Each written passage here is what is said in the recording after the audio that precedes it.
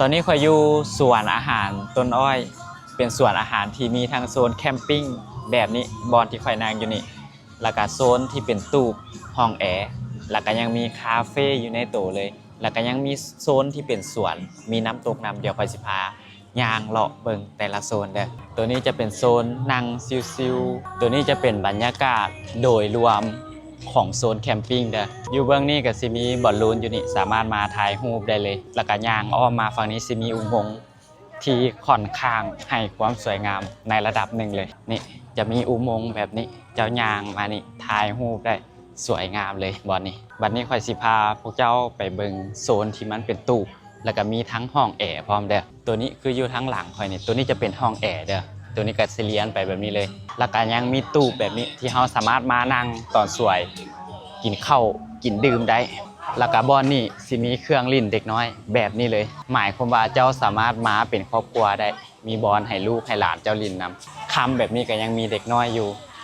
หมายความว่าคนมาเป็นครอบครัวนี่ค่อนข้างหลายเลยตลอดทางยางก็สิมีตู้แบบนี้เป็นตู้ที่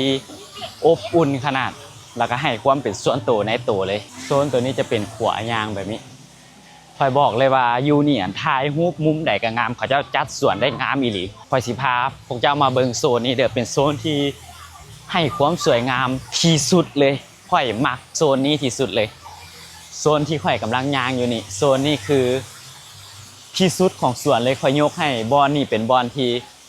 งามที่สุดของสวนจะมีน้ำตกแบบนี้คือเห็นอยู่ทางหลังค่อยตอนนี้ข่อยนั่งอยู่หน้าน้ำตกเลยม้าตอนสวยหรือม้าตอนแรงแบบนี้เจ้าสามารถมานั่งถ่ายรูปได้อยู่นี่เลยให้ฟิลคือกับอยู่ในน้ำตกคืออยู่ในธรรมชาติเลยเขาจะจัดสวนได้งามอีหลียอมรับเลยว่าอยู่นี่จัดสวนได้ค่อนข้างใกล้เคียงกับธรรมชาติสุดๆเลยมุมนี้เป็นมุมที่งามที่สุดแล้วค่อยกับมักที่สุดค่อยให้คะแนน10 เต็ม 10เลยสำหรับมุมนี้ย่างเข้ามานี่คืออยู่ติดกับน้ำตกเลยค่อยรู้สึกว่างามนะม้าตอนแรงทายรูปอยู่นี่เขาเจ้าก็เปิดไฟแบบนี้บัดนี้ข่อยสิพาพวกเจ้ามาเบิ่งโซนตัวนี้เด้อโซนตัวนี้ก็เป็นอีกโซนหนึ่งที่ข่อยมักคือกันทางเข้ามันจะเป็นแบบนี้ตัวนี้เป็นทางเข้าย่างเข้ามาทางนี้รู้สึกว่ามาคนละบอนโบแมนส่วนเดียวกันเลยที่จริงมันเป็นส่วนเดียวกันแต่เป็นส่วนที่กว้างโซนนี้ก็สิเป็นแบบนี้ค่อนข้างให้ความรู้สึกคือกับธรรมชาติสุดๆเลยบอนนี่ทางหลังข่อยเขาเจ้าก็สิเฮ็ดเป็นคล้ายๆกับหินแล้วก็มีน้ำย่อยออกมาน้ำตกเขาเจ้าเฮ็ดทุกอย่างได้แบบคือธรรมชาติคือเฮาอยู่กับห้วยคือเฮาอยู่กับตาดเลยคือทุกโซนนี่เขาเจ้าจะมีคอนเซปต์ในการตกแต่งละเอียดชัดเจนเลยข่อยบ่เคยไปสวนตัวใดแล้วรู้สึกว่าอยู่ในธรรมชาติอยู่ในตาดคือกับสวนนี้เลยมันให้ความรู้สึกแนวนั้นนะโซนนี้ก็สิมีน้ำตกแล้วก็มีบอนนางแบบนี้ให้ได้ถ่ายรูปเฮ็ดให้เฮารู้สึกว่าเฮาไปลิ้นอยู่ตาดแห่งใดแห่งหนึ่งแต่บ่แม่นตาดอยู่นี่คือสวนอาหารที่ตั้งอยู่ในกลางตัวเมืองบ้านพระขาวเมืองไซธานีนครหลวงเวียงจันทน์อยู่นี่ก็สิมีตาดน้อยๆแบบนี้เป็นน้ำตกเพียงแต่ว่าเฮาบ่สามารถลงลิ้นได้แต่ว่าม้าตอนสวยนี่ค่อยบอกเลยว่า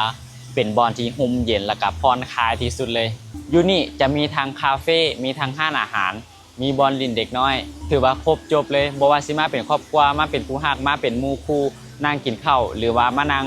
ผ่อนคลายกินกาแฟยามสวยกับเหมาะสมบ่มีเพียงแต่สำนีเด้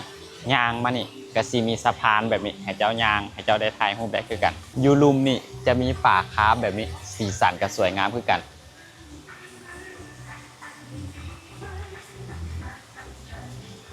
โบคิดว่าสิมีคนจัดสรรแบบนี้ให้เฮาได้มาอยู่ทางกับธรรมชาติที่บ่ต้องเดินทางไปใส่เลยอยู่นี่ก็สิมีโต๊ะเป็นสุดแบบนี้ตั้งไป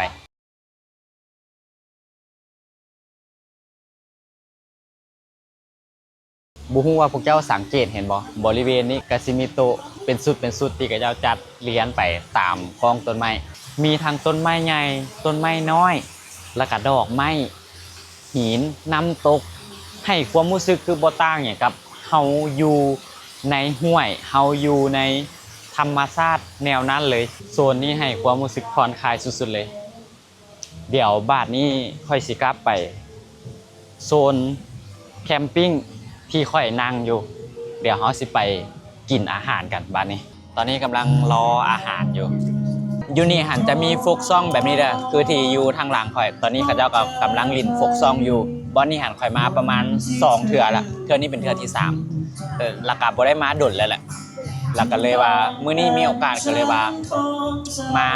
นั่งลิ้นหน่อยนึงตอนนี้อาหารมาแล้วพ่อข่อยก็สิเริ่มลงมือกินละลุยกินอาหารก่อนบ๊ายบายเจอกันเด้อวิดีโอหน้า